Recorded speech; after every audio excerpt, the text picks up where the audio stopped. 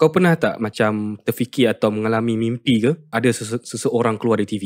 Masa tu dia memilih untuk beritahu aku apa yang sebenarnya berlaku malam anaknya mati. Mama! Ulrik jerit lagi.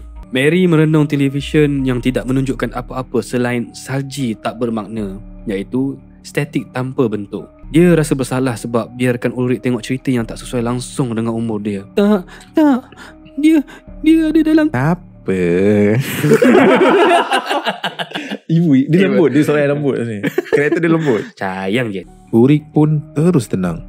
Lepas pelukan terakhir yang erat, dia pun masuk tidur. Masa Mary nak tutup TV yang masa statik tu, dia macam nampak bayang. Masa dalam statik tu lagi, dia nampak macam ada bayang-bayang. Okay. Tapi dia kata macam cuba nak membisik sesuatu lah. Okay. Dalam perjalanan nak ke bilik, dia perasan pintu bilik Ulrik terbuka sikit. Mula-mula nampak macam Ulrik tengah tidur, tapi posisi badan dia pelik, macam melentur ke bawah tepi katil. Mata Ulrik kosong, tak bergerak langsung, macam tak bernyawa. Lagi dekat dia melangkah, lagi jelas satu perkara. Dia teragak-agak nak sentuh atau tak. Tulang tangan dan kaki Ulrik pun dah hancur. Tak ada satu pun bahagian tubuh yang selamat.